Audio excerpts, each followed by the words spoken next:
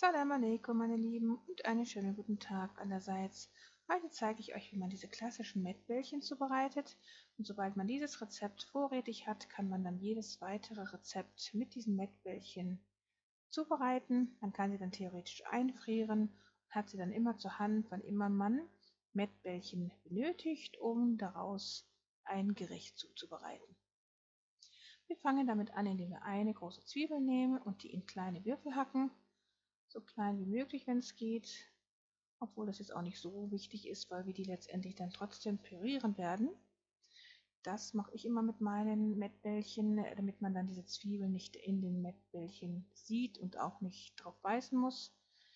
In pürierter Form schmeckt es einfach alles viel besser, bin ich der Meinung. So, wir haben jetzt hier etwa 8 Zehen Knoblauch, die wir auch nochmal durch die Knoblauchpresse jagen. Und auch diese werden nachher dann püriert werden, zusammen mit den Zwiebeln. Wir geben alles jetzt hier in diese Smoothie-Maschine, weil wir jetzt keinen richtigen Mixer zur Hand haben, aber diese tut es dann auch. Dann geben wir jetzt noch hier gefrorenen Koriander hinzu. Man kann stattdessen auch gefrorenen oder auch frische Petersilie nehmen oder auch Minze. Also ich mag es zum Beispiel mit Minze sehr gern, wenn die in Mettbällchen drin sind, aber das ist Geschmackssache.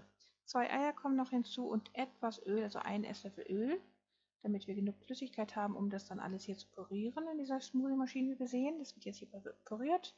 So, und jetzt geben wir 500 Gramm Mett vom Rind in eine Schüssel und geben dann diese pürierte Masse hinzu. Alles schön nochmal ordentlich da ausgekratzt dann, und dann geben wir auch schon 3 Scheiben Toast, die wir in Wasser einweichen und das Wasser gründlich auspressen dazu. Das ist halt auch wichtig, damit es nachher alles zusammenhält. Dann kommen auch noch schon die Gewürze hinzu, und zwar haben wir hier jetzt Grillgewürz, Koriander, Muskatnuss, Paprika, Pfeffer und Natursalz. Alles jeweils etwa 1 Teelöffel, außer der Koriander sind 2 Teelöffel und auch das Salz sind etwa 1,5 Teelöffel, die wir jetzt hier für diese Masse benötigen. Man könnte natürlich variieren bei den Gewürzen, das kann man nach Geschmack machen, wie man möchte. Ich finde aber wichtig, dass Koriander auf jeden Fall reinkommen sollte und halt auch Muskatnuss und Salz natürlich. So, und jetzt geben wir noch 1 Esslöffel Paprikamark hinzu und kneten alles gründlich mit den Händen durch.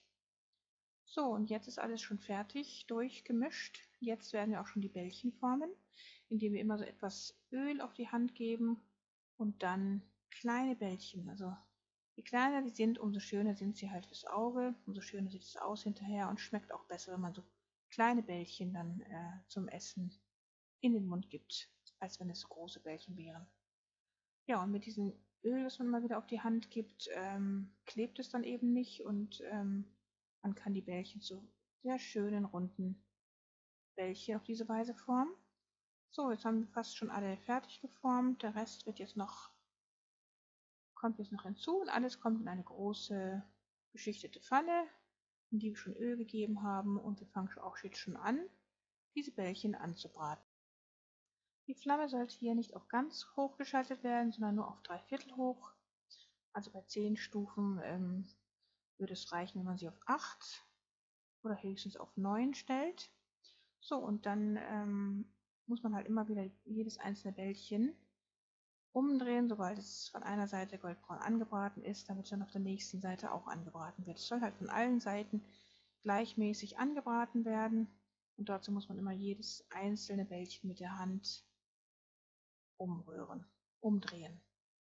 So, und sobald alle Hackfleischbällchen von allen Seiten gleichmäßig goldbraun angebraten sind, gibt man sie auf ein Haushaltstuch, um das überschüssige Fett aufzusaugen, und dann kann man sie auch schon erkalten lassen, und sobald sie erkaltet sind, kann man sie portionsweise einfrieren und hat sie dann immer zur Hand, sobald man ein Rezept damit zubereiten möchte.